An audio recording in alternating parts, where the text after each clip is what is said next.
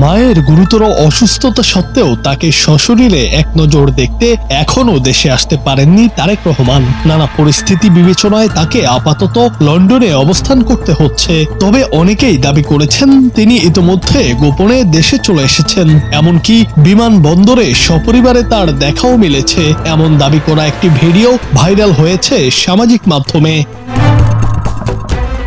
সোমবার রাতে বিএনপির স্থায়ী কমিটির সদস্য সালাউদ্দিন আহমেদ জানান, খুব শিগগিরই তারেক রহমান দেশে ফিরবেন।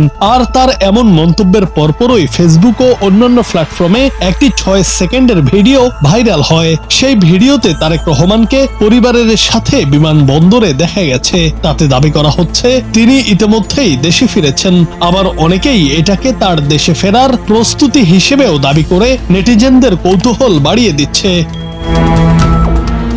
কিন্তু এবার এই ভিডিওটির সত্যতা যাচাই করেছে fact checking platform the Dissent. তারা জানিয়েছে এটি বাংলাদেশের নয় বরং লন্ডনের হিথ্রো বিমানবন্দরের দৃশ্য। আর ভিডিওটি মোটেই সাম্প্রতিক নয়। ভিডিওটি পুরনো এবং তা চলতি বছরের জুন মাসের। সে সময় তারেক রহমানের স্ত্রী ডাক্তার জোবায়েদা বাংলাদেশ থেকে লন্ডনে পৌঁছালে তিনি তাকে বিমানবন্দরে স্বাগত জানান। আর ভিডিওটি সেই মুহূর্তেই ধারণ করা হয়। অর্থাৎ ছড়িয়ে পড়া সেই ভিডিওটিকে ঘিরে তার দেশে ফেরার যে গুঞ্জন তৈরি হয়েছিল তা সত্য নয়। আর সেই পুরনো মুহূর্তের ভিডিওটি এখন ভুল ব্যাখ্যায় বিভিন্ন মহলে উত্তাপ ছড়াচ্ছে। জুনায়েদ আহমেদ, বাংলা টিভি।